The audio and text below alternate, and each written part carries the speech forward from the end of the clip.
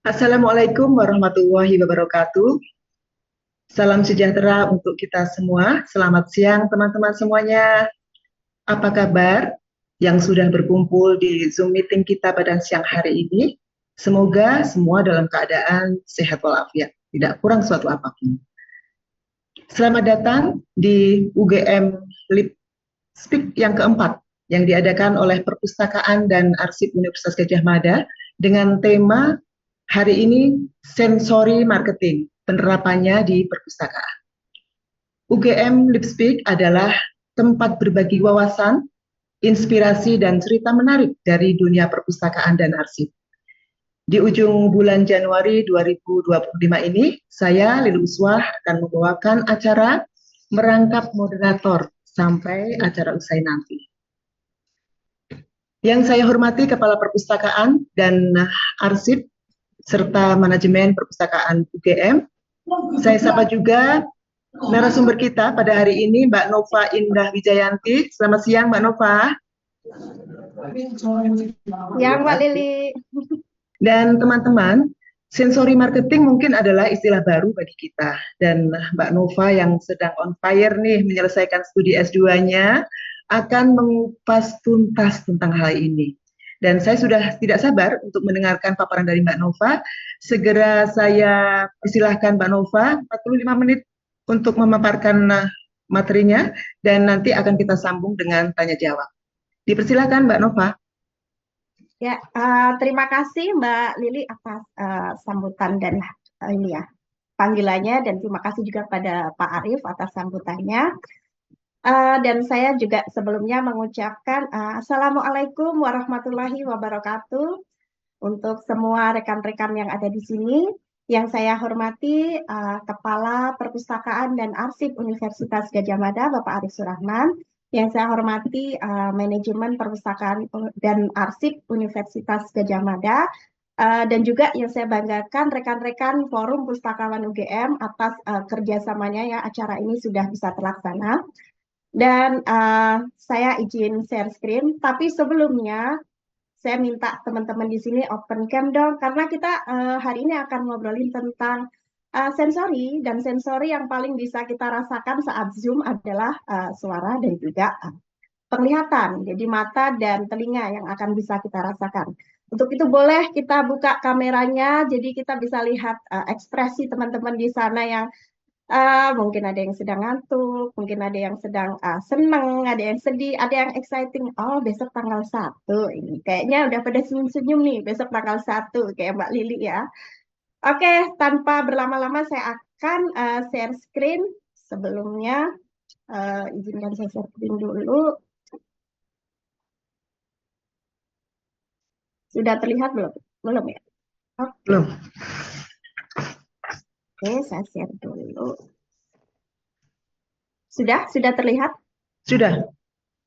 Oke, sebentar. Sebentar, saya belum share sound karena nanti akan ada sound. Share sound, oke, sudah. Kita mulai.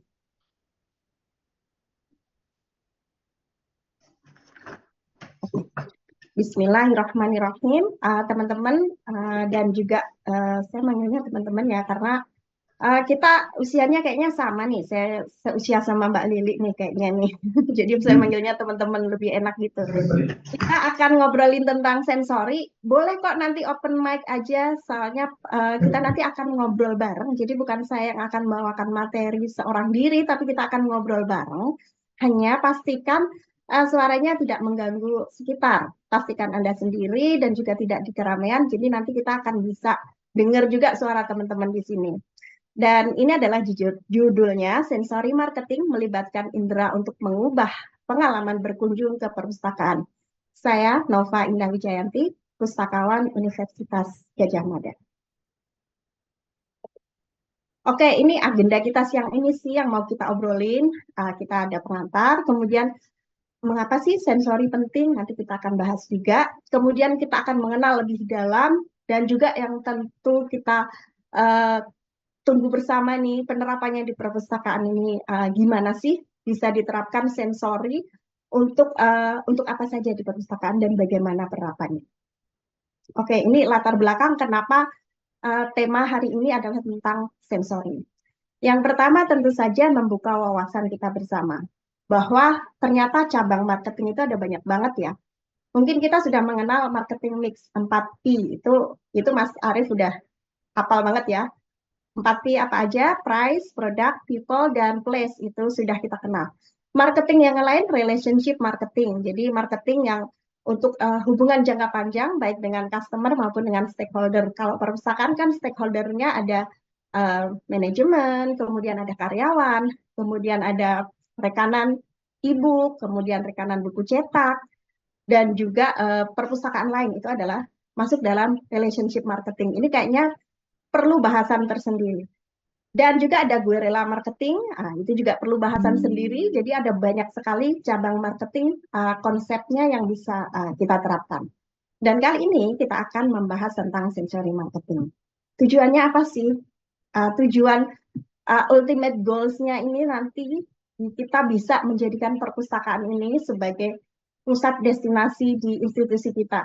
Kayaknya kok menghayal banget ya menjadi pusat destinasi. Bukannya pusat destinasi itu yang terbaik, yang ikonik, ya siapa tahu. Karena dengan kita salah satunya dengan sensori, nantinya juga didukung dengan yang lain, infrastruktur di perpustakaan, nanti bisa jadi pusat destinasi. Jadi ketika ke kampus nih, misalnya kita ke UGM mau kemana sih? Ke perpustakaan UGM. Jadi bisa menjadi pusat destinasi. Ini PR kita bersama ya.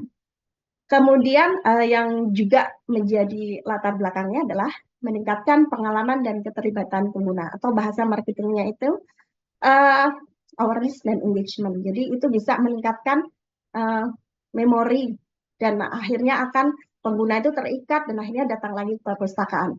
Misalnya dia memorinya gimana sih? Memori yang baik tentu akan membawa kenangan ya, akan kembali lagi.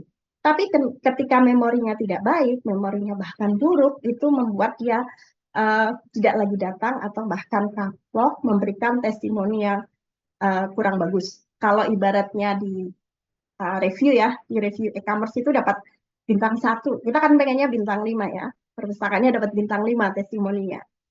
Dan terkait sama sensori, kita akan belajar bareng, kita akan mencoba bersama-sama mengingat sensori berikut ini. Teman-teman silahkan buka mic-nya dan jawab ya pertanyaannya. Oke, ini aromanya gimana menurut teman-teman? Kalau ada orang di tengah sampah itu aromanya gimana? Gimana Mbak Lili? Kira-kira baunya apa nih? Apa? Apa? Yang lain boleh dijawab, Mbak Munajah. Saya soalnya jawab yang manggil yang ada di hadapan saya. Atau yang lain, misalnya Mas Denny, Mas Barit, atau yang lain coba. Kalau di tengah sampah itu baunya gimana? Boleh boleh open mic aja. Oke, saya cek di chat ya. Itu baru bau septic tank. Bau apa lagi? Intinya bau nggak enak ya. Tapi Bau selokan. sampah, oke, Busuk. bau selokan, betul banget. Tapi sampah dan 5 orang ini ikonik ya dengan Pandawa ini karena mereka bersih-bersih, khusus bersih-bersih sampah. Tapi justru itulah yang kita akan teringat ada sampah, ada di sungai. Oh itu teman-teman dari Pandawa yang membersihkan sungai. Kemudian berikutnya, coba ini tebak baunya seperti apa. Kita memang nggak bisa membaui, tapi kita bisa merecall kembali memori kita baunya seperti apa ya. Nih, baunya seperti apa Mbak Umi ini coba. Wangi. Wangi. Wanginya seperti apa Mbak? Ingat nggak kalau ini Melati kan ya? Wanginya Manten. wangi yang kayak gimana sih? Wangi misterius. Itu ingat film Susana Mbak Lili. Iya. Wangi pengantin bisa, wangi teh bisa kan ada jasmine tea kan? Oke, Siap, wangi. siap, siap. Intinya wangi lah ya. Untuk bau melati ini kita teringat wanginya. Tapi bisa jadi memorinya nggak selalu sama. Ada yang ingat ininya wangi. Tapi ada yang ingat kayak Mbak Lili tadi, ingatnya ada kunti gitu ya. Karena tergantung pengalaman kita sama melati itu apa gitu. Jadi sensori di smell, di bau itu tergantung juga memori kita apa terhadap benda ini. Kemudian ini nih yang kayak disukain teman-teman. Coba ini baunya gimana? Nah, ini baunya gimana? Menyengat ya. Ini apalagi teman-teman misalnya di perpus pesta duren gitu. Kira-kira pengunjungnya bakalan gimana? Akan bau semua ya, baunya menyengat. Bagi orang Asia seperti kita ya, Indonesia akan masuk Asia. Ini bau seperti ini kayak sudah lumrah, kayak sudah, oh oke, enak baunya, justru pengen. Tapi bagi orang bule gitu, bau kayak gini menyengat, bahkan cenderung mereka bilang ini bau busuk. Makanya itu tergantung memori kita dan persepsi kita terhadap bau yang kita pernah rasakan. Kalau durian kan aromanya khas ya. Bau busuk, bau nggak enak, bau harum, macem-macem baunya. Oke, kemudian kita tebak lagi nih. Kita kan tebak-tebakan sampai terakhir ini Mbak Lili, materinya Ya, tebak-tebakan doang. Oke, next. Ini baunya gimana? Coba seger, seger, deskripsikan. seger. Seger, apalagi wangi, Bau hayum. bau hayum, bau ciut gitu ya. Bahkan ada parfum loh, parfum bau bayi ada, karena memang baunya khas. Nah, baunya seperti apa? Bau bayi gitu. Kayak gitu memang khas. Dan berikutnya lagi nih yang teman-teman sukai. Nah, ini baunya kira-kira gimana? Harumnya Mantap. seperti apa? Enak. Harum, Enak. Harum. enak. Harum, enak ya. Mantap. Enak. Iya, Nah, Mantap. itu dia. Ini mungkin saatnya teman-teman juga sambil bikin kopi dan sebagian perpustakaan sudah membuat library cafe. Jadi di dalam library-nya ada kopi. Jadi aroma kopi itu akan membuat relaksasi. Tetapi jangan salah, di sebagian orang kopi ini identik dengan mayat untuk biar mayat nggak berbau busuk. Jadi tergantung persepsi kita atau tergantung memori kita terhadap benda itu. Bisa satu orang berbeda dengan orang yang lainnya. Dan ini adalah pengantarnya ya.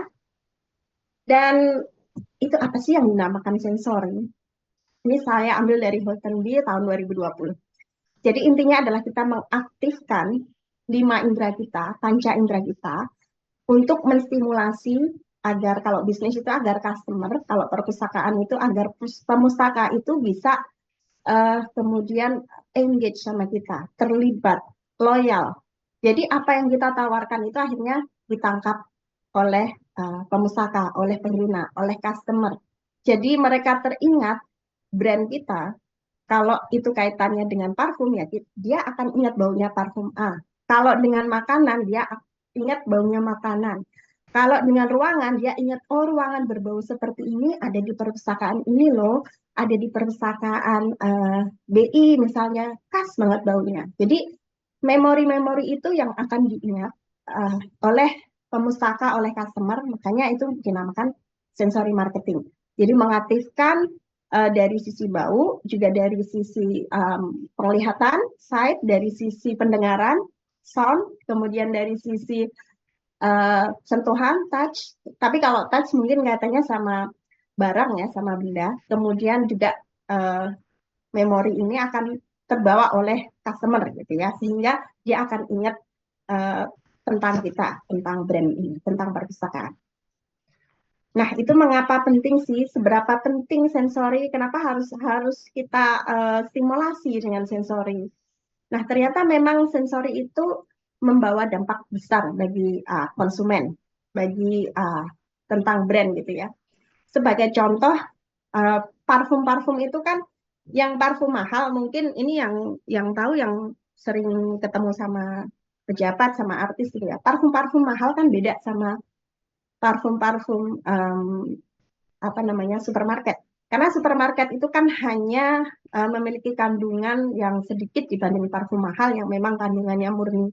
Nah, itu yang apa namanya akan membawa memori. Jadi bila kita baunya parfumnya itu sangat enak, jadi kita membawa untuk pengen beli gitu ya. Pengen beli akhirnya memang sih itu kemudian ditiru ya. Seperti parfum yang dipakai artis kan bakarat itu akan aslinya harganya berjuta-juta.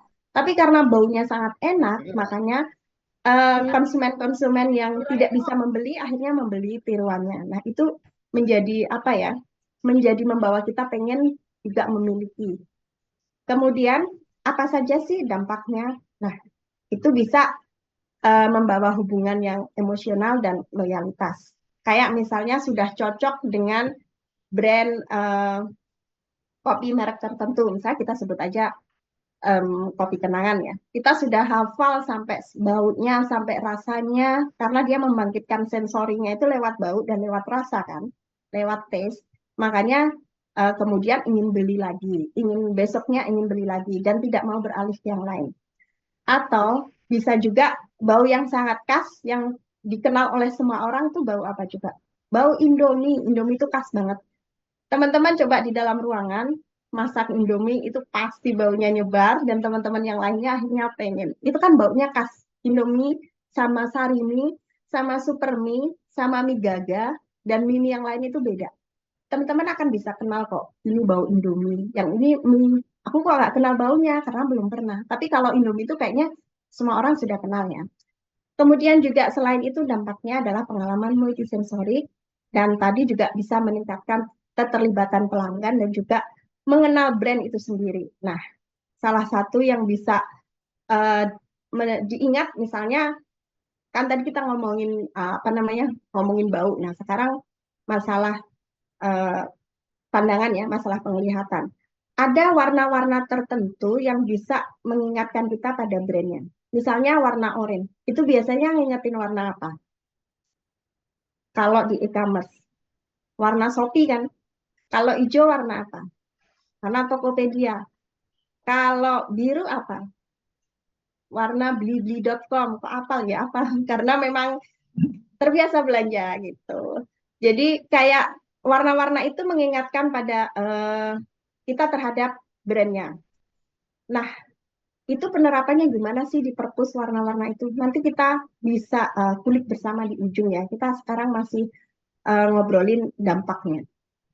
Nah, ini adalah berikutnya kita akan ngomongin tentang panca indera. Panca indera itu panca 5 ya. Tapi kalau yang punya indera ke-6 kayaknya bukan termaksud bahasan kali ini ya, kecuali tadi Mbak Lili bahwa melati itu kayaknya indera ke-6 deh. Dan itu nggak termasuk ya, nggak termasuk yang akan kita bahas.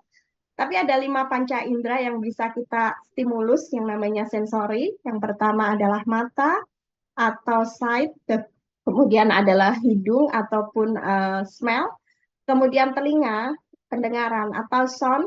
Yang keempat, bayi melek itu apa? Rasa ya, taste. Jadi taste itu biasanya kaitannya sama makanan. Kalau perpustakaan rasanya gimana? Nggak bisa dirasain ya, secara untuk lidah itu nggak bisa, tapi makanan. Bisa jadi kan perpustakaan mengeluarkan produk makanan, siapa tahu. Cookies khas perpustakaan UGM, misalnya rasanya khas. Jadi makan cookies ini ingat apa? Ingat perpustakaan. Kenapa? Karena dibagi petugasnya ketika nangis, tesisnya skripsinya ditolak dosen, kemudian harus revisi 10 kali. Petugasnya ngasih apa? Ngasih cookies yang rasanya enak. Itu akan diingat loh. Jadi ketika makan cookies itu ingat lagi. Ingat apa? Ingat perpustakaan. Kemudian yang kelima adalah sentuhan atau touch. Ini kita akan belajar tentang smell. Smell ataupun penciuman ya. Penciuman itu bisa memicu kenangan. Contohnya di gambar ini adalah gambar roti O. Nah, bagi kami yang di Jabodetabek, mungkin ada teman-teman yang di Jakarta kali ya, di Jabodetabek itu ingat roti O, ingat apa? Ingat stasiun, karena apa? Tiap stasiun tuh kayaknya ada roti O. Jadi begitu khas bau stasiun, udah inget nih, aku harus naik kereta, aku harus berjuang mencari nafkah. Aduh, ingatannya sampai seperti itu ya, hanya karena dari bau roti O. Bahkan dari bau ini kan selain memicu kenangan, dia ternyata ada brand yang menangkap dengan bau-bauan ini untuk membuat produk. Produknya sangat booming, produknya sangat bahkan menjadi best seller sebuah produk dan brand parfum. Ini mungkin teman-teman udah tahu ya, HNMS.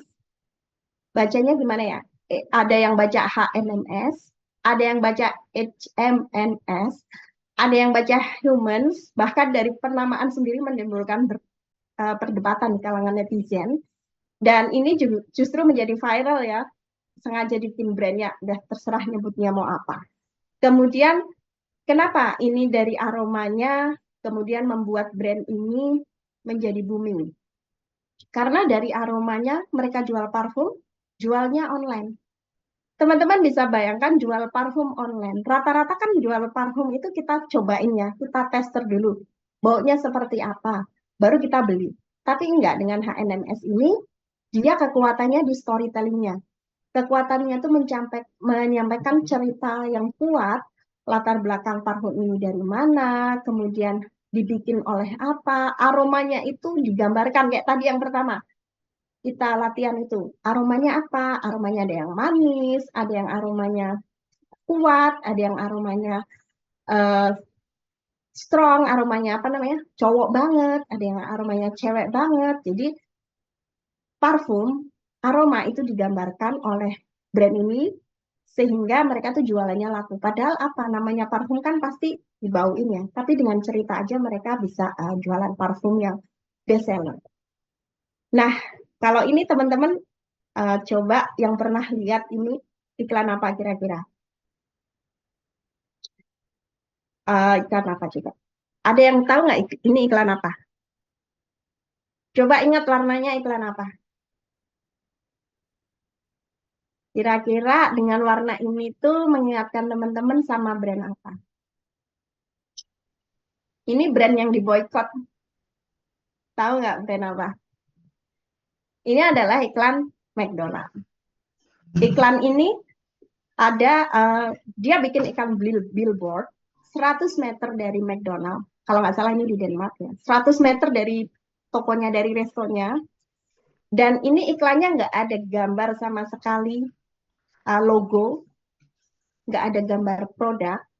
Tapi apa yang diiklankan? Smell.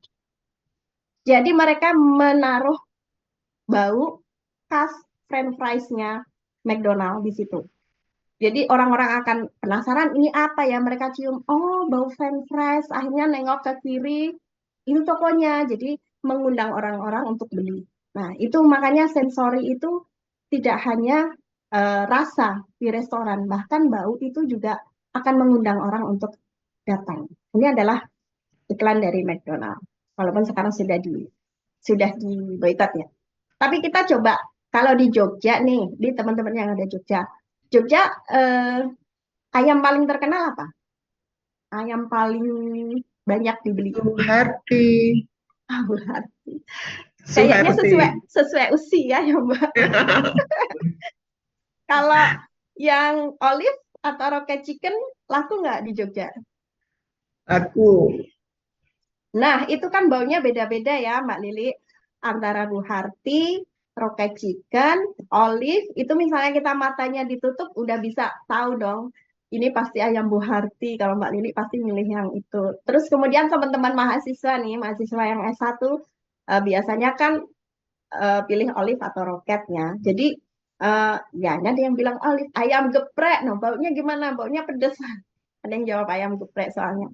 Jadi baunya itu meningkatkan memori kita. Oh ini bau ayam geprek Pak Gembus, ini bau ayam bakar Mas Budi. Dari bau ayam pun sendiri udah beda-beda. Nah ini berikutnya kita akan belajar tentang sight ataupun penglihatan. Nih, ya mata adalah jendela dunia ya, karena dengan mata itu kita bisa melihat keindahan dunia, tapi juga bisa melihat flip side-nya dari keindahan. Jadi banyak hal yang bisa kita lihat dengan mata. Dan terkait itu ada namanya teori warna. Jadi kan di dunia ini ada banyak sekali warna ya. Itu yang paling banget bisa kita lihat dengan mata normal ya. Mata normal tidak ada kelainan, itu adalah yang pertama dilihat adalah warna.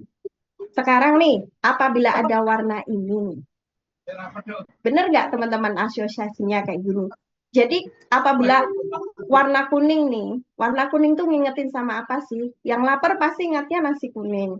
Kemudian yang lagi masuk angin ingatnya tolak angin atau antangin. Kayak warnanya sama ya, kuning semua, 11-12. Jadi ketika di toko ngambil aja warna kuning. Ternyata dua merek berbeda. Kemudian yang punya bayi, ingatnya apa? Bebek-bebekan mandi. Terutama bagi yang habis mandiin bayi ya, tadi pagi mandiin bayi, ketika disebut warna kuning ingetin apa? Bebek gitu. Tapi juga bisa yang kuning itu asosiasinya adalah matahari. Artinya dari semua warna ini kita ingat sesuatu yang cerah, yang semangat, ya sesuatu yang fun gitu ya dengan warna kuning. Kemudian kita coba warna ini berikutnya. Kira-kira kalau ada warna biru, teman-teman pilih yang mana nih? Yang ada tulisannya 50.000 kah? Atau yang mana? Yang pantai? Atau yang matahari? Bukan matahari, atau langit? Kemudian ada juga seragam, ini seragam apa ya? Jersey ya, jersey negara Argentina kalau nggak salah. Jadi warna itu ngingetin kita akan sesuatu yang pernah kita temui atau sesuatu yang kita sering pikirkan. Kalau tanggal 31 kira-kira ingatnya apa? Ingatnya 50.000 itu deh kayaknya. Tinggal besok kok, sabar aja. Kemudian kalau anak muda mungkin ingatnya yang blue jeans ini ya, karena dia mau pergi, mau hang out pakai celana jeans. Tapi yang mungkin orang yang paling deg-degan ini orang kedokteran ya. Dokter, suster, kalau ada yang di bawah sendiri ini yang warna biru ada kayak grafik itu, karena itu kan code blue ya, kode blue, tulisannya kode blue. Jadi warna yang sangat amat emergensi, kalau sebisa mungkin nggak ada kayak gini. Nah, jadi warna-warna biru pun bisa diasosiasikan dengan bermacam-macam. Nah, berikutnya, ini warna merah. Warna merah itu ada yang ketika disebut merah, ingatnya apa? Oh, ingatnya apa namanya? Bendera, itu karena sangat nasionalis. Ingatnya apa? Ingatnya darah, karena apa? Karena habis donor. Ingatnya tomat, karena apa? Karena habis bikin sambal tomat. Jadi macam-macam ingatan warna merah ini. Juga ingatnya apa? Oh, lipstick, karena memang lagi pakai lipstick warna merah. Kayak Mbak Lili nih. Jadi mengingatkan sama sesuatu gitu. Bahkan sebuah brand yang bernama Louboutin, Louboutin tulisannya ya, itu kan dia bikin sepatu hitam tapi bawahnya selalu ada warna merah di situ. Jadi trademarknya dia di situ. Merah, sepatu warna apa tapi bawahnya merah, itu pasti buatan Louboutin dan itu sudah ada hak ciptanya. Jadi dari 3 warna ini, biru, kuning, merah, itu kira-kira warna apa sebutannya? Warna primer, ya betul. Ini ada yang bilang darah, iya betul. Ada yang warna-warna ini adalah warna primer ya. Kalau kita ingat pas belajar dulu di SD itu kan ada warna primer ya, merah, kuning, sama biru. Kalau pengen warna hijau dicampur kuning sama biru. Kalau pengen warna orange, merah sama kuning. Jadi itu zaman kita SD kita sudah belajar ya komposisi warna dan warna primer. Tapi sebenarnya warna itu sangat banyak spektrumnya. Nah, bisa kita lihat ini. Ini kalau teman-teman pasti ke toko bangunan, toko cat, ini pasti ingat dikasih warna itu. Nah, spektrum warna yang bermacam-macam tadi, sebutannya tuh macam-macam juga. Ada yang hijau emerald, ada yang hijau sage, ada yang kuning mustard, ada yang orange, orange jeruk, ada yang macam-macam sebutannya. Dan ini masing-masing warna ini memiliki arti. Tergantung bagaimana kita akan mempersepsikan perpustakaan kita itu mau dikasih warna apa. Nah, itu tentunya ada teorinya ya, ada urutannya, gimana kita cara menentuin warna ruangan, gimana cara kita menentukan warna dari mulai depan ya, mulai dari resepsionis hingga leveling ruangan-ruangan yang lain, itu masing-masing memiliki warna. Dan berikut adalah asosiasi warna dari sebuah brand yang kita jika menyebut warna ini ingat brand ini. Wardah. Wardah itu hijaunya khas banget kan. Hijaunya ya itu hijau ke biru-biruan atau apa ya, hijau toska kayak gitu. Buktinya ketika saya googling, hijau Wardah ini warnanya seperti itu. Coba teman lihat ya. Ini kan hijau ya, hijau Wardah gitu. Brand Wardah yang basic ya, bukan yang sister brand kayak Emina dan sebagainya. Ini Wardah yang basic, ini warnanya hijau kayak gini. Tapi ketika saya tadi googling, ketemunya ini hijau Wardah. Ini pernah hits tahun berapa ya hijau Wardah ini, hijau sage orang nyebutnya. Jadi memang sudah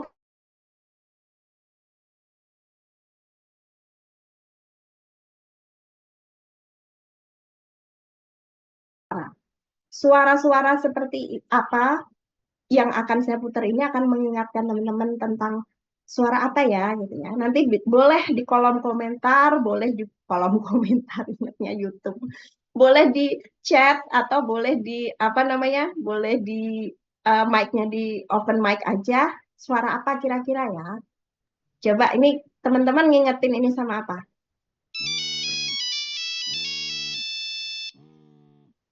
HP Nokia, Nokia, Betul, Nokia. Ini kayaknya yang jawab yang seumuran saya deh. Kalau yang anak-anak jadul anak itu. muda itu nggak Zaman tahu dulu. ringtone apa. Cuman suara ini kayaknya sudah nggak pernah kedengeran ya, kecuali buat lucu-lucuan. Nah, itu benar suara kan memang mengingatkan kita pada sesuatu. Kalau ini diperdengarkan sama anak saya yang umurnya 10 tahun ini nggak tahu nih suara apa sih Ma itu nggak tahu gitu. Tapi ketika diperdengarkan ke saya dan teman-teman sini yang seumuran ini akan tahu ini Nokia gitu. Berikutnya nih suara apa ya? Tebak-tebak. Tokopedia. Betul, 100 Pak Bambang. Kayaknya sering belanja. Mbak Lili aja nggak bisa nebak loh. Kayaknya Mbak Lili belanjanya di TikTok atau Shopee itu. Itu ternyata ini adalah suara dari Tokopedia. Jadi suara itu terasosiasi sama brand tertentu. Tokopedia itu mempunyai jingle yang panjang kan. Tokopedia itu jinglenya ada bermacam-macam, ada yang jingle yang panjang. Dan ini diperpendek menjadi seperti ini bunyinya Tokopedia. Itu namanya jinglet. Jadi sekitar 3-5 detik yang akan mengingatkan kita pada brand tersebut. Purpose perlu bikin yang kira-kira 3-5 detik mengingatkan, oh ketika ada bunyi kayak gini saya ingat nih tagihan buku. Bukunya belum dikembalikan gitu. Mungkin perlu seperti itu. Dan berikutnya teman-teman boleh tebak juga suara apa.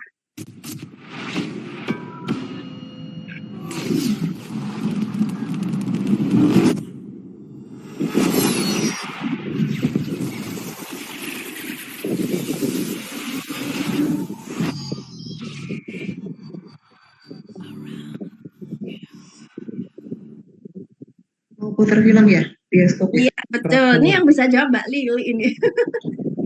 Sebenarnya ini bukan literally cinema ya. Ini adalah iklan speaker yang bernama Dolby Atmos. Iklan speaker atau iklan sound merek. Jadi ini merek Dolby Atmos. Yang dia itu iklan di iklannya di sinema kebanyakan.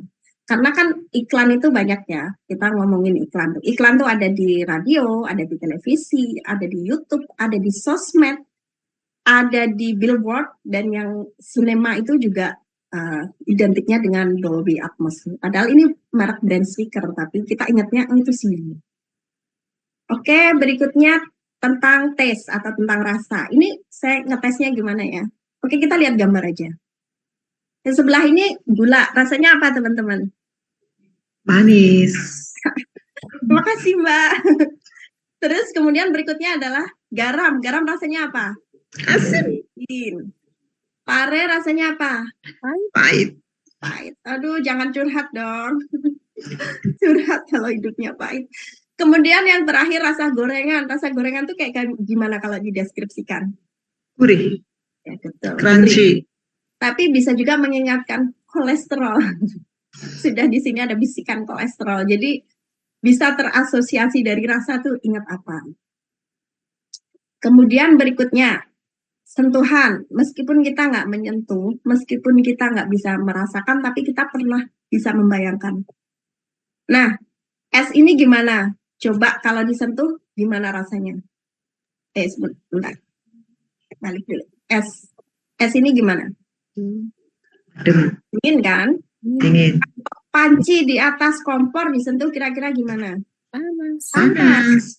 Oh, pinter ya. Kemudian kucing, kalau disentuh gimana? Halus. Kalau disentuh ada suara meong ya tadi. Betul. Kucing kalau disentuh bulunya tuh lembut, halus, hangat kayak gitu kan. Terus cute, kayak bayi emang. Kemudian kalau kaktus disentuh kira-kira gimana? Kaktus pasti tajam. Nah, jadi dari gambar aja kita bisa sudah tahu ya. Kecuali kita belum pernah lihat sebelumnya, kita nggak bisa tahu ini ternyata es itu dingin. Itu karena kita sudah pernah lihat. Ternyata panci di atas kompor itu panas karena kita sudah pernah pernah ke bahasa Jawanya pernah kenyonyos, pernah kenyonyos atau pernah kena gitu ya. Karena kucing itu halus ya, kita pernah megang kucing. Karena kaktus itu tajam, nah itu kita nggak usah coba aja udah tahu ya dari durinya itu tajam. Oke, kemudian berikutnya nih gimana penerapannya di perpustakaan. Ini contoh perpustakaan dengan kayak gini ya, dengan gradasi warna yang dominan biru, kuning, itu yang bisa kita lihat. Ya memang ada warna coklat, ada warna krem, tapi mata yang pertama kali dituju adalah biru dan kuning karena itu yang mendominasi dan warna yang sangat sangat pertama dilihat jadi warna yang tajam gitu, warna yang ceria. Nah, karena sudah tadi ada warna, tentu kita menentukan karakternya seperti apa. Karena ini adalah langkah pertama yang dilakukan kalau kita pengen membranding sesuatu. Baik yang sudah ada brandnya, sudah ada bendanya, ataupun belum pernah dan kita create. Nah, karena tadi kita sudah lihat ya, dengan ruangan perpustakaan yang warna-warni itu, brand karakternya seperti apa. Kita lihat brand karakter yang bisa kita create dari yang warna-warna tadi ya, dominan biru dan kuning. Ini adalah brand sentral idea-nya forward thinking atau berpikir maju. Brand sentral idea ini bisa dibilang juga brand DNA ya. DNA brandnya sendiri apa? Forward thinking. Kemudian setelah itu baru kita turunkan karakternya. Karakternya seperti apa? Kalau dengan warna-warna tadi, inovatif, forward thinking, kemudian mudah didekati atau ramah, suportif, tech savvy, dan smart. Kemudian juga dinamik ya dengan warna-warna yang ceria tadi. Ini adalah brand karakternya. Sehingga dengan brand karakter itu visualnya jadinya harusnya seperti apa? Visualnya tuh futuristik namun ramah, asistennya pakai AI atau ada mentor digital. Jadi nyambung ya dari warna ruangannya, kemudian brand karakternya apa, representasi visualnya seperti apa, nyambung. Jangan kita bikin ruangan warnanya adem, tenang, kalem, warna-warna coklat, representasi visualnya sangat warna yang jeder gitu ya. Jadi akan bertolak belakang dengan karakternya. Karena ini nyambung semua dari bahkan sampai ke baju yang dipakai staffnya pun akan nyambung dari brand karakternya. Tentukan dulu brand DNA, kemudian brand karakternya, baru visualnya seperti apa. Dan selain visual, karena kita ngomongin sensori, warna. Nah, warna tadi kan biru, artinya kita pengen ngasih kesan bahwa kita itu dapat dipercaya dan memiliki pengetahuan. Kemudian kita kasih warna biru, ya memang kita pengen ngasih kesan ke pemustaka bahwa kita itu memiliki energi dan juga inovasi. Kemudian ada juga warna putih kan tadi, nah kita akan ada kejernihan dan kesederhanaan. Jadi warna-warna seperti ini yang pengen kita bangun, pengen kita tanam ke persepsi ke pemustaka. Nah, karena warna-warna ceria tadi, aroma yang cocok apa? Yang pertama, fresh citrus ya, ataupun aroma buah segar. Tapi tolong ya, kalau aroma buah segar ini pilih merek yang kira-kira bisa diterima oleh semua pihak. Karena ada merek tertentu yang Anda silakan ketik aja yang viral, itu yang bikin pusing. Jadi aroma jeruk tapi bikin pusing yang sehingga nggak jadi semangat belajar tapi justru mual ya. Itu teman-teman sudah bisa googling sendirilah aroma apa gitu kira-kira yang akan bikin pusing. Kemudian ada aroma teh white tea dan bambu. Ini kalau teman-teman beli parfum, beli diffuser itu ada aroma-aroma seperti itu. Tinggal tanya ke tinggal tanya ke penjaganya ya. Wangi seperti ini ataupun wangi yang fresh citrus atau white tea dan juga ocean breeze dan light musk. Jadi aroma ini pun nyambung dari warna ruangan, dari brand karakter. Jadi nggak saling nabrak. Pengen warna, pengen dipersepsikan sebagai yang kalem, tenang, tapi parfumnya yang menyengat itu nggak pas. Pengen dipersepsikan perpustakaannya sebagai yang futuristik, modern, tapi parfumnya yang lembut, melati, itu juga nggak pas, karena itu warna-warna teduh, warna-warna tenang, warna-warna kalem, yang itu cocok di ruangan koleksi-koleksi langka. Tapi koleksi langka dengan bau melati itu juga agak-agak, nggak apa-apa sih, nyambung juga sih. Tapi memang nyambung, justru itu nyambung. Emang ruangannya kalem, tenang, Horor. bau melati. Tapi itu cocok Mbak, justru karakternya pas itu. Kemudian ini macam-macam parfum yang bisa dipilih ya. Yang pertama modelnya skin diffuser atau essential oil. Yang orang kira-kira itu dupa, itu bukan dupa ya, itu sebenarnya stick. Jadi sticknya nanti bisa dibalik jadi aromanya segar. Nanti tiap berapa minggu dibalik lagi. Tapi kalau ruangannya besar seperti perpustakaan UGM itu nggak lagi pakai skin diffuser ya, pakai alat khusus yang bisa nyemprot apa sih alatnya, diffuser yang gede lah istilahnya. Bukan lagi yang nempel di tembok yang memang ada khusus yang ada di mall-mall itu. Jadi aromanya juga akan menyebar ke seluruh ruangan dalam berapa menit. Jadi ketika masuk gitu ya, begitu masuk tuh ingat, oh baunya perpustakaan UGM tuh kayak gini. Jadi ketika ada di suatu tempat gitu, ada bau ini ingat, oh iya aku ingat tuh di perpustakaan UGM tuh baunya seperti ini. Kemudian selain ruangan, juga aroma itu bisa dimasukkan ke pembatas buku. Pembatas buku wangi yang itu bisa buat hadiah atau souvenir bagi pemustaka. Jadi misalnya bagi pengunjung kesekian, atau bagi yang paling rajin, atau bagi yang paling berprestasi, jadi misalnya karena dia sering ke perpustakaan, jadi dia IP-nya 4 gitu ya, dia berprestasi, kita hadiahilah buku sama pewangi dari pembatas buku yang wanginya khas perpustakaan. Jadi perpustakaan UGM punya wangi yang khas ya, wangi yang akan dibawa oleh mahasiswa ini yang nantinya akan berhasil di luar sana dan akan ingat ketika ada bau ini, ingat apa? Ingat perpustakaan UGM.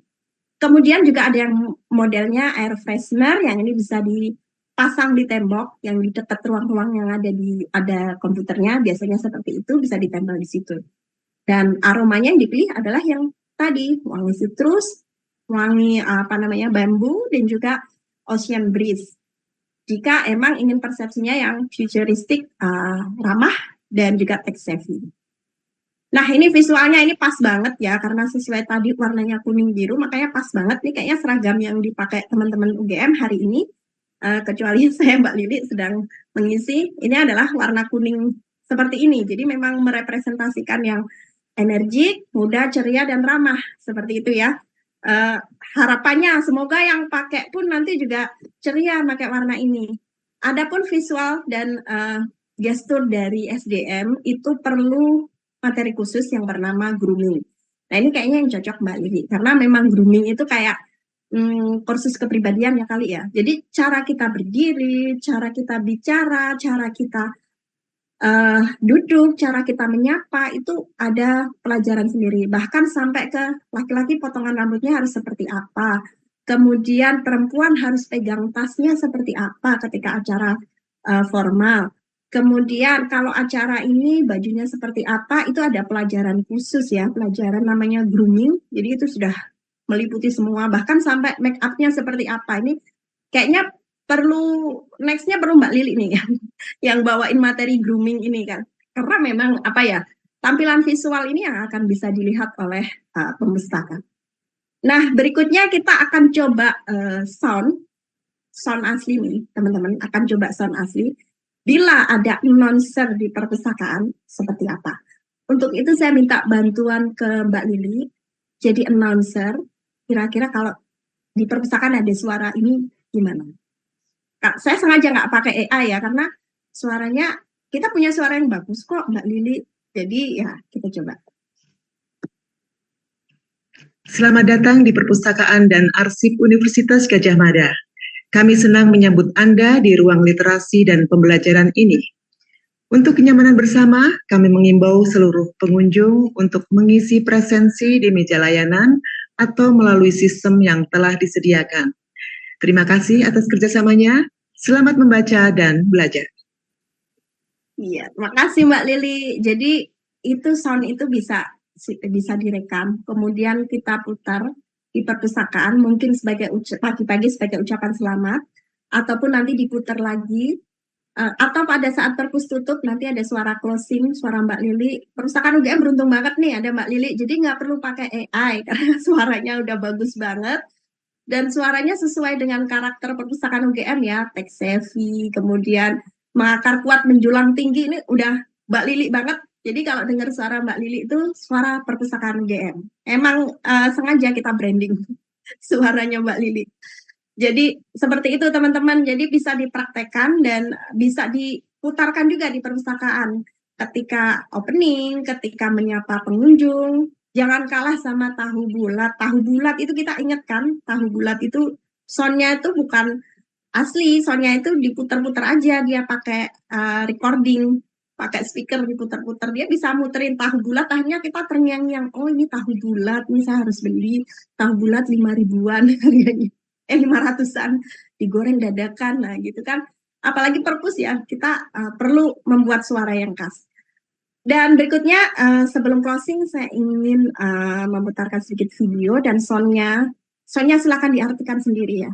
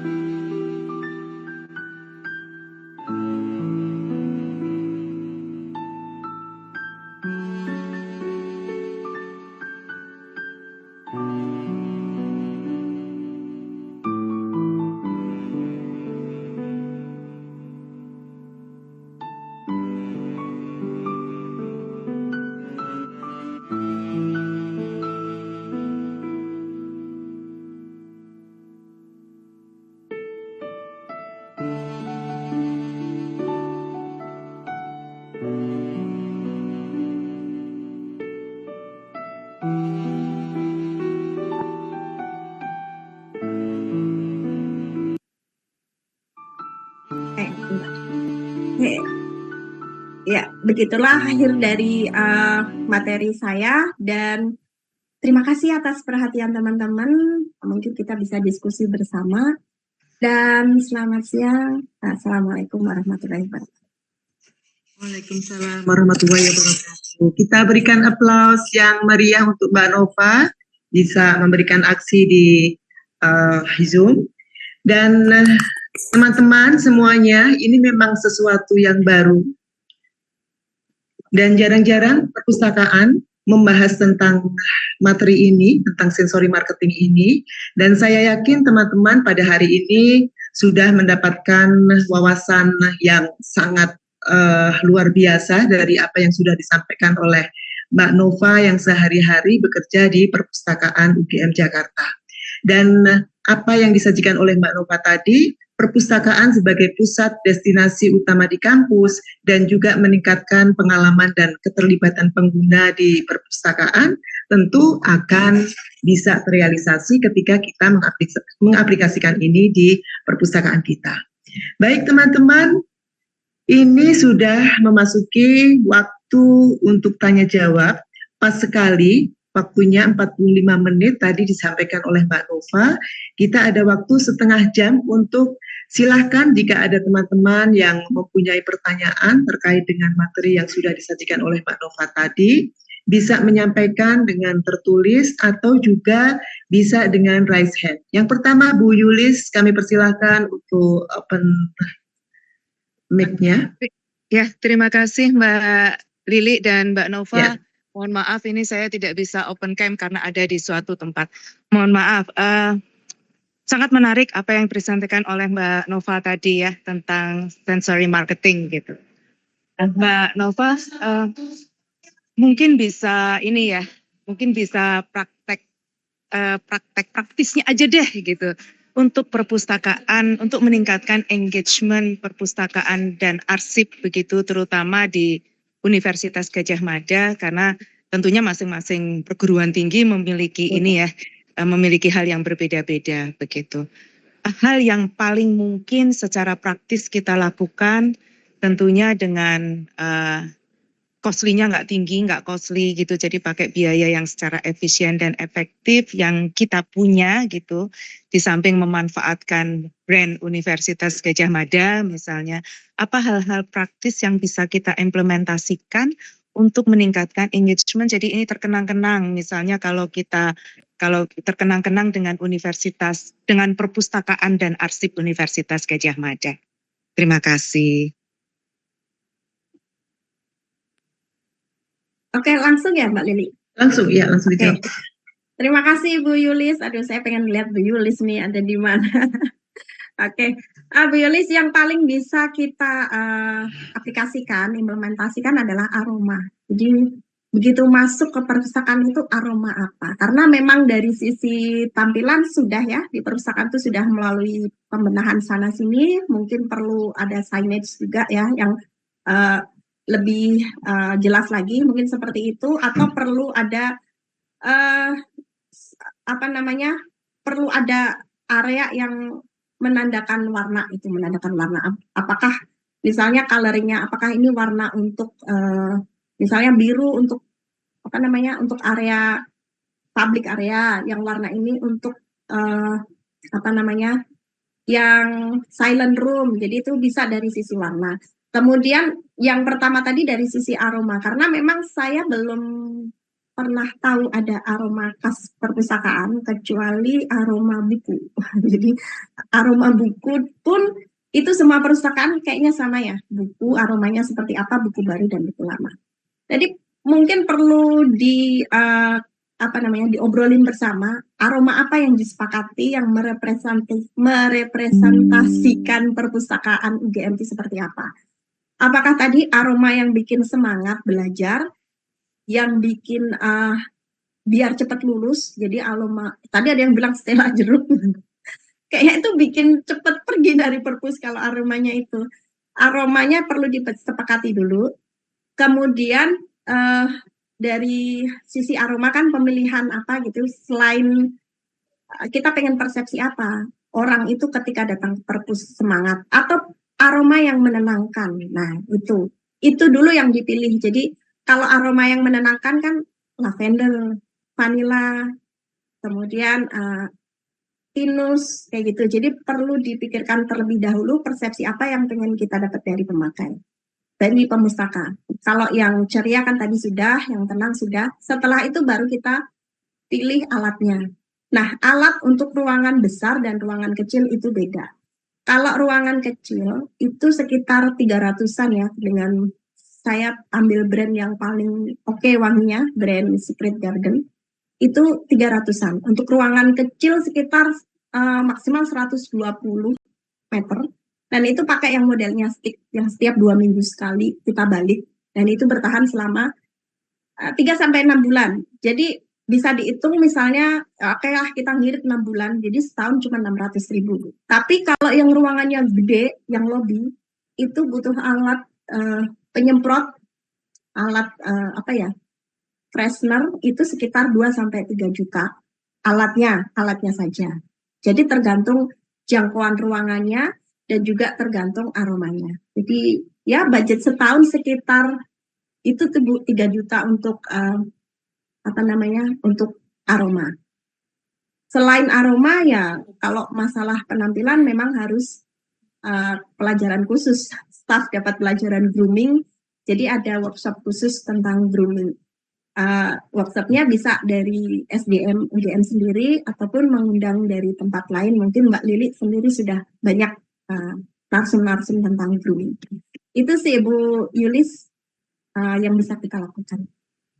Terima kasih Mbak Nova. Ini coba nanti ya. Tadi menarik ya yang grooming tadi. Iya Bu. Rasanya Mbak Lili kita itu perlu belajar grooming gitu ya. Jadi ya mungkin yang paling tidak mengeluarkan biaya yang banyak itu tadi. Kita bisa belajar antar kita untuk grooming gitu ya. Betul. Jadi yang perempuan make up-nya harus seperti apa. Kemudian parfum dari staff juga harus bisa kita ini juga Bu, jangan sampai yang terlalu menyengat sehingga mengganggu user, dan jangan sebaliknya yang bau badan. Mohon maaf, ini juga bisa mengganggu sekitar. Jadi pastikan mandi. Pastikan memakai baju yang bisa menyerap keringat kalau ruangannya tidak ber-AC. Untuk aroma mulut juga, jadi grooming itu Bu. Iya, baik. Ya, terima kasih Mbak Nova. Sama-sama Ibu. Ya, terima kasih Ibu Yulis untuk pertanyaan pertama. Kemudian ini ada satu pertanyaan di kolom chat. Ya, Misalnya dari Ari Renaldi, misalnya sebuah perpustakaan memiliki branding yang khas dan bertahan lama bertahun-tahun. Nah, ketika kita ingin melakukan pembaharuan atau branding baru, cara-cara seperti apa yang dilakukan supaya branding yang baru lebih menempel ketimbang branding lama yang sudah melekat bertahun-tahun? Rebranding kan maksudnya, ya rebranding itu bisa dari semua sisi. Yang pertama tentu bikin roadmap-nya dulu. Roadmap-nya karena branding yang lama sudah lama melekat, yang baru pun juga tidak dengan 1 ataupun 2 bulan langsung bisa switch ke yang baru. Itu perlu roadmap. Jadi ada beberapa tahapannya, bahkan sampai 5 stage. Stage pertama itu pengenalan, itu sekitar 1 sampai 2 tahun itu baru pengenalan. Pengenalan artinya dari sisi warna, dari sisi aroma, dari sisi sound, mungkin tadi pengen masukkan sound, mungkin dari sisi dari sisi aroma tadi kan, itu sudah membuat roadmap-nya. Kemudian stage kedua baru setelah kita kenal ya, tapi belum kita sampai komunikasikan, baru tiba-tiba warna resepsionisnya berubah gitu kan, dari yang tadinya hijau menjadi putih gitu. Itu perlu 1 sampai 2 tahun perkenalan. Selain itu pelan-pelan juga di sosmed juga mulai diubah, misalnya sampai ke mengubah logo. Nggak masalah kan, logo Adidas juga berubah kan, itu perlu bertahun-tahun. Setelah roadmap-nya dibuat, tentu saja dalam membuat roadmap ini perlu koordinasi dari semua pihak, dari perpustakaan, dari manajemennya, kemudian dari dari stafnya perlu dikomunikasikan bahwa akan membuat branding. Karena apa? Dari mulai pucuk pimpinan sampai paling bawah itu harus ngerti brandingnya. Jadi bukan hanya pimpinannya, kita brandingannya futuristik, tapi ternyata sampai ke yang paling depan nih, yang security-nya nggak tahu ternyata brandingnya futuristik misalnya, atau brandingnya pengen jadi yang lovely gitu, yang hangat gitu, ternyata security-nya di depan serem kan, nggak nyambung. Jadi brandingnya perlu dikomunikasikan. Jadi yang satu adalah roadmap, kemudian koordinasi, dan yang ketiga adalah dari semuanya itu tanya ke usernya. Jadi efeknya sudah seberapa sih? Ini perlu nanya. Nanyanya ada melalui survei, bisa. Survei itu kan kuantitatif ya. Atau kuis, jadi misalnya A atau B, A itu lama, B itu baru, dia milih mana? Kalau milih yang baru berarti kan dia sudah berubah. Kalau yang milih yang lama berarti branding kita masih belum jalan. Nah, terus yang perlu juga adalah depth interview. Lakukan aja wawancara mendalam sekitar beberapa user gitu ya, beberapa pemustaka, 10 lah misalnya. Sudah tertanam belum dalam benak mereka? Seperti itu. Jadi ada beberapa langkah yang bisa dilakukan, dan itu nggak setahun 2 tahun. Mungkin 5 tahun baru bisa terlihat efeknya. Seperti itu jawaban dari saya. Terkait dengan rebranding tadi, Mbak, apakah ada teori khusus untuk rebranding ini, waktu tertentu untuk melakukan pembaruan? Kapan waktu yang tepat untuk rebranding? Ya. Kapan waktu yang tepat? Tentunya awal tahun. Kalau akhir tahun kan, karena branding itu terkait dengan biaya juga nantinya. Misalnya, nggak terlalu cepat kalau awal tahun. Awal tahun itu untuk persiapan, untuk membuat master plan-nya. Nanti kan membuat master plan, koordinasi dan sebagainya karena terkait dengan dana kan. Setelah itu sudah bisa dilakukan, eksekusinya baru nanti sesuai dengan master plan, karena akan ada timeline yang disepakati bersama, karena memang membuat branding ini kan tidak hanya dari manajemen ya, dari seluruh pihak, mendapat masukan dari staff-staffnya juga. Jadi dari awal tahun sudah koordinasi, kemudian setelah itu baru eksekusi sesuai dengan timeline yang telah disepakati. Itu Mbak. Oke, pertanyaan selanjutnya dari Raden Budi Santoso dari UGM. Bagaimana jika yang membuat aroma tidak enak adalah pengunjung perpustakaan? Apa yang harus kita lakukan? Oke, itu contohnya yang pernah saya alami gitu, bukan di perpustakaan untungnya. Di di mana yuk coba tebak. Itu adalah di bank.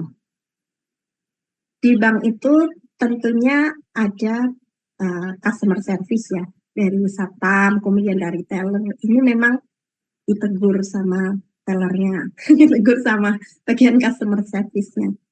Mohon maaf Bapak, ini aromanya sudah apa ya, kira-kira mengganggu. Saya kurang tahu gimana bahasanya, cuman dari situ oh ada tegur. Tapi ini terlepas dari benar salah atau etikanya gimana, tapi sebaiknya memang antisipasi dari kita, misalnya kok kalau ditegur kira-kira akan testimoninya jadi jelek, nah itu perlu kita pertimbangkan, pakailah masker. Jadi kita bisa, kalau memang opsi menegur tadi tidak diperkenankan oleh manajemen, jadi kita tentunya melakukan layanan itu sudah ada SOP-nya ya. Kalau misalnya di SOP diperbolehkan ya silahkan ditegur dengan bahasa yang halus. Tapi kalau tidak diperbolehkan ya kita menghindari dengan memakai masker. Dan kira-kira masker itu masih bisa nembus, tapi memang challenge-nya di situ. Jadi kayak tadi ya, kayak yang video di akhir tadi yang sangat habis dimarahin, kalau ini habis kena bau yang aduhai itu, sejenak kita menyingkir, mohon maaf Ibu, ini bisa digantikan dengan teman saya sedang ada keperluan misalnya gitu. Temannya disuruh di situ, temannya sedang pilek disuruh di situ, bercandaannya. Temannya disuruh situ, dia keluar dan sejenak memberikan aroma yang menghirup aroma lain yang kira-kira bisa nggak pingsan. Itu ada dua kan, tadi sesuai SOP, kemudian yang kedua adalah memakai masker, dan yang ketiga mengusir bau dengan bau yang baru. Jadi ada aroma kuat yang penetral seperti aroma kopi. Nah itu kopi itu netral. Kalau teman-teman sering ke tempat parfum atau diffuser, itu kan ketika kita membauin aroma macam-macam, kita disuruh menghirup kopi kan, suruh menghirup kopi. Nah itu menetralisir. Dan juga ada humidifier atau penyedot bau. Jadi ada alatnya juga, memang yang bisa mengurangi bau. Jadi ada beberapa cara yang bisa dilakukan. Itu. Terima kasih. Ada pertanyaan lagi dari teman-teman, silakan untuk langsung membuka mikrofonnya jika ingin langsung berinteraksi dengan Mbak Nova, atau silakan untuk menulis di kolom chat yang sudah disediakan di kolom chat.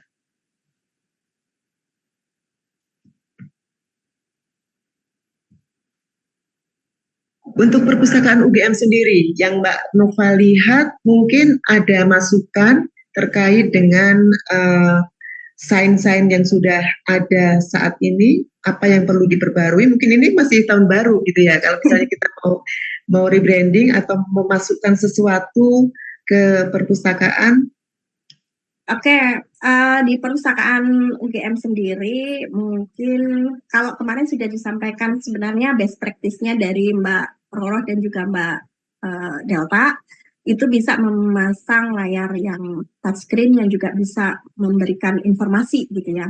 Jadi bentuknya slideshow gitu, slideshow atau terserah mau yang statis atau yang dinamis. Jadi di situ ada layar. Saya kurang tahu apakah sudah ada atau belum. Tapi seingat saya begitu masuk itu saya ini ruangan seminar di mana ya? Mungkin naruhnya yang harus begitu ini pengunjung sudah begitu ini langsung tahu ini harus ruang seminar, harus belok kanan, harus lantai berapa. Karena memang di depan situ kan tidak ada yang bisa kita tanya, kita baru ke resepsionis baru nanya kan. Resepsionisnya jaraknya agak jauh dari pintu ke resepsionis. Jadi mungkin perlu begitu kita masuk perlu sudah ada signage yang besar gitu. Minimal ruang-ruang utama kayak ruang seminar, kayak ruang akses tesis, kemudian ruang manajemen, itu perlu ada tanda-tandanya yang begitu kita masuk itu sudah langsung terlihat. Nah, itu juga perlu observasi Mbak Lili. Jadi ketika pengunjung itu Mas masuk itu nengok kanan apa nengok kiri, terus dia langsung jalan kemana, itu perlu observasi, katakanlah ya seminggu, nanti ada orang yang mengamati dan mencatat, jadi ada statistiknya. Oh, ketika masuk ke perpus UGM tuh langsung belok kanan. Itu bagi yang sudah sering tahu gitu. Kalau orang baru, dia tuh nengok-nengok terus kemudian kemana gitu kan, itu kelihatan. Jadi di bagian depan itu dikasih catatan.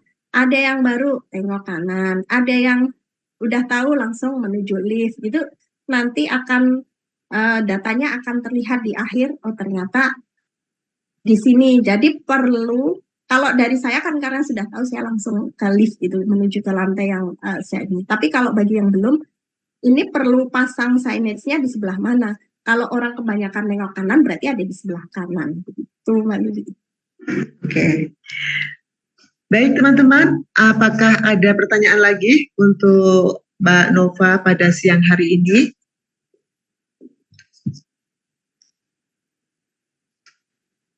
Dari chat, kita cek terlebih dahulu apakah ada tambahan lagi. Belum ada tambahan pertanyaan. Mungkin Mbak Nova bisa kasih closing statement untuk acara kita pada hari ini terkait dengan tema yang sebenarnya sangat menarik teman-teman semuanya. Mumpung, oh ini ada pertanyaan lagi nih.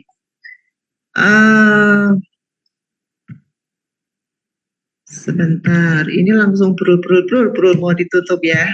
Nah ini dari Ya, biasa. biasa ya. Oke, ini dulu. Apakah pengunjung perpustakaan ada batasan umur atau di perpustakaan sesuai umur? Dari Mas Fuad Abu Hamid. Saya kira kalau perpustakaan itu nggak perlu dibikin batasannya. Hanya memang dari sisi target pasti punya gitu. Kalau perpustakaan UGM kan targetnya mahasiswa ya S1, S2, S3. Itu kan saya pikir dari umur 20 sampai S1 berapa sih? 18 ya? 18 sampai umur 60 pun masih bisa masuk. Tapi memang ada yang target utama. Kan target audiens ada yang utama. Kemudian ada target second target, ada third target, ada bahkan sampai 5 target itu ada semua. Tapi memang kita mengutamakan yang menjadi ini perpustakaan. Tidak perlu ada batasan umur. Tapi saya pikir di perpustakaan juga sudah disediakan ada ruang untuk anak ya, ruang untuk anak, ruang untuk laktasi. Jadi perpustakaan itu untuk umum, tidak perlu ada batasan. Nah, ini pertanyaan lanjutannya, apakah ada strategi untuk menarik minat ke perpustakaan, terutama untuk generasi milenial? Karena menurut pengamatan Mas Khairul, ini sejauh ini para pelajar atau orang biasa itu minat ke perpustakaan masih kurang. Oke, kalau minat itu sekarang kan menghitung pengunjung perpustakaan sesuai dengan SNI itu ada 2 ya, pengunjung online maupun pengunjung offline. Jadi dihitung dua-duanya, per kapita dapat berapa gitu kan dari pengunjung perpustakaan. Jadi bisa untuk menarik pengunjung online, bisa dari kita bikin konten yang menarik dari sisi mungkin YouTube, dari Instagram. Di situ kan sudah bisa kita lihat dashboardnya, sudah kelihatan ya. Itu termasuk pengunjung perpus loh, walaupun pengunjungnya itu online. Karena konten yang kita share berarti kan bermanfaat untuk masyarakat. Nah, dari situ sebenarnya juga bisa untuk menarik pengunjung untuk datang secara offline. Nah, secara offline itu kita bisa cari testimoni dari user. Testimoninya dalam bentuk video. Kalau tadi dari brand parfum tadi ya, testimoninya itu dalam bentuk tulisan, narasi, yang itu di-highlight di Instagramnya, di-highlight di sosmednya. Mungkin perpustakaan perlu pengunjung yang ngasih testimoni, perlu di-highlight di sosmednya, ini loh, ternyata mengunjung perpustakaan ini menjadi sebuah sesuatu hal yang menarik. Kenangannya apa? Mungkin perlu di perlu bikin ini kali ya, jadwal konten tentang testimoni pengunjung. Atau dari alumni yang kira-kira sudah menjadi influencer. Nah, itu juga bisa menarik minat untuk berkunjung ke perpustakaan. Ya, satu lagi pertanyaan terakhir ini kayaknya ya. Dari Mas Dasim Karsam, apakah aroma dapat digunakan untuk menguji keaslian buku dan bagaimana aroma buku asli itu? Oke, kalau aroma buku, saya kurang tahu kalau gimana cara mengujinya. Tapi kalau buku-buku itu bajakan atau tidak, itu kan bukan dari aroma ya, tapi dari sisi ISBN-nya. Dari sisi sekarang ada nomor barcode dari toko, atau dari sisi sekarang ada hologramnya, itu yang asli. Yang asli ada badak ya. Itu. Jadi kalau dari aroma saya belum tahu apakah memang ada yang bisa menguji. Tapi mungkin dari teman-teman yang bagian museum, bagian arsip, itu yang lebih mengerti ada alat pengujiannya seperti itu. Karena kan mungkin ini buku-buku kuno maksudnya ya. Kalau buku-buku kuno, buku-buku lama yang sudah tidak terbit, itu mereka yang buku langka. Nah ini koleksi langka di perpustakaan UGM, apakah ini asli atau enggak, itu memang ada tim khususnya yang menguji. Itu Mas Desi. Ya, untuk semua penanya, mudah-mudahan sudah jawaban dari Mbak Nova sudah menjawab pertanyaan-pertanyaan yang sudah diajukan pada kesempatan hari ini. Dan kita memasuki untuk sesi penutup pada hari ini. Saya persilahkan kepada Mbak Nova untuk memberikan closing statement. Oke, terima kasih Mbak Lili dan teman-teman. Tingkat branding tertinggi adalah love mark, atau perpustakaan itu menjadi dicintai oleh pemustakanya. Seperti kita mencintai brand-brand kesayangan kita yang lain. Kita punya brand khusus kan tentang sepatu, tentang fashion. Untuk menjadi love mark perlu langkah yang bersama secara menyeluruh dari semua pihak. Untuk itu mari kita bersama-sama meningkatkan branding perpustakaan, bahwa selain teknis, kita belajar teknis, belajar tentang AI, tentang teknologi, kita perlu juga belajar branding agar perpustakaan itu di generasi yang tadi disebut, di generasi Gen Z juga akan tertarik untuk tidak hanya berkunjung, tapi menjadi pustakawan. Karena kita love mark-nya itu sampai ke tanya anak-anak kecil, cita-cita jadi apa? Jadi pustakawan. Nah, itu ultimate goals kita sampai seperti itu. Jadi masih perlu langkah mungkin sekitar 20 tahun seperti itu, tapi kita tetap semangat ya teman-teman semua, dan betapa pentingnya branding perpustakaan. Terima kasih Mbak Lili. Ya, terima kasih Mbak Nova. Sekali lagi kita berikan aplaus untuk Mbak Nova. Dan untuk sesi berbaginya pada hari ini sangat menarik, dan sekali lagi saya ucapkan terima kasih juga untuk semua teman-teman, sobat perpustakaan dan arsip yang telah mengikuti episode pada kali ini. Jangan lupa untuk terus mengikuti media sosial perpustakaan dan arsip UGM, dan sampai jumpa di UGM Lipspeak berikutnya. Salam literasi, learning is fun. Selamat berakhir pekan. Wassalamualaikum warahmatullahi wabarakatuh. Waalaikumsalam warahmatullahi wabarakatuh. Terima kasih Mbak Nova. Terima kasih Mbak Nova. Terima kasih Mbak Nova. Sama-sama Ibu. Terima kasih teman-teman. Terima kasih.